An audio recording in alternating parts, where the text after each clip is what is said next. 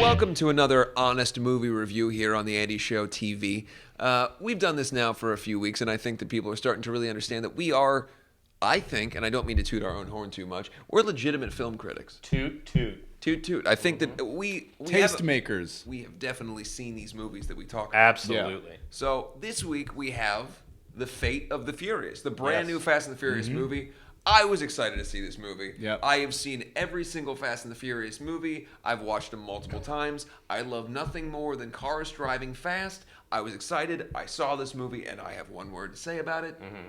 Beautiful. Yeah. First of all, Angela Lansbury Yeah. was absolutely fantastic. Yeah. Right. To a degree that I didn't even know that she was still alive and acting. And to see her take over the Vin Diesel role and be the main person, person in this movie who's driving all these cars and doing everything, but really Phenomenal work. she had emotional stakes because when her son dies, Yeah. you really feel it, and then you go, then you find out Yeah. later that she murdered him, and then that's where you Well, have the murder she wrote they tie-in. confuse you though because the first half of the movie they lead you to believe that it was like an 80-yard pass from Terry Bradshaw that hit her son in the side of the head that killed him. Yeah, but Right. then you find out she murdered him. Yeah. Exactly. And then you go, wow, I felt so bad for Angela Lansbury this whole movie. Yeah. But not anymore. Yeah. Classic twist, none of us saw coming. And they make the Yeah. twist so early. It's only about 30 minutes in. Yes. Yeah. Chip Diesel and the Jock are like they're in a plane for Yeah. most of it, and they Oh, I parachute. love the Jock in this. Yeah. Yeah, the Jock has never been better. He's so good.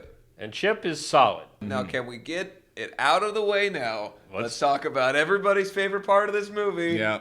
Bob Saget eating a whoopee cushion. I know. Dude. It was unbelievable. And he had to do it in a movie theater and not make a sound. That was the It was really a tension-filled sequence because Yeah. if he had made any noise, Lansbury would have heard it, Right. and she would have killed him too. She's been killing so many people in this movie. Exactly. That it seemed likely for at least me as a viewer.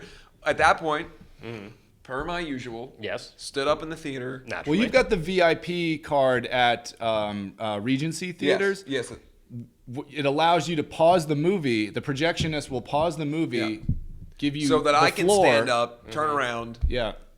tell everyone Address in the the theater audience to fuck off, and then I sit how you're back reacting down to the start movie. the movie. Yeah. Again. Yeah, that's what I did there. Yeah. Yeah. Here's where the movie. Look, we talk about it every week. We know that this is going to be in the film, but right.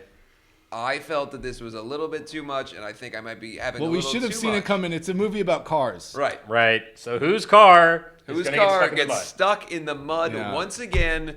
Joe Pesci. And look, when we first started reviewing movies and we saw him popping up so much, Yeah. I thought, good for him.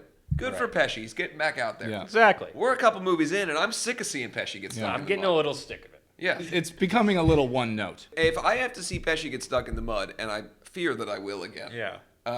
I don't know what I'm going to do. Yeah, and well, they try to change it up. Like sometimes they Right. show you him in the car first. Yeah. But sometimes they just show you a mud puddle, Yeah. and you're like, here it comes. Here Here it comes. comes the Pesci. It was interesting that they gave Pesci a prop. You know, he had that soft pretzel, Yeah. and he kept dipping it in the muddy water. Yeah. So at least Over and over. over and over again. Look, there's parts of this movie that upset me, but the overarching story that it was all taking place in a snow globe, I thought was so beautiful Yeah. that none of that matters. Yeah, to like me. It the was Polar really- Express. For me, 10 out of 10. It was a really poetic reveal Yeah. when we saw that we were in the snow globe. I thought the plot lines were a little all over the place, and obviously with the mud of Joe Pesci, I'm gonna have to give it a muddy 6.5. Okay. All right. Look, you're welcome to your opinion. It's just wrong. Well, you know. Yeah, I give it a fast out of 5. Fate of the Furious, roughly a 7 or something out of 10. Go see it, please. We did, and we loved it. At least I know I did. Yeah. And if you see Angela Lansbury on screen during this movie, feel free to stand up, turn around, and say "fuck off" to the rest of the audience.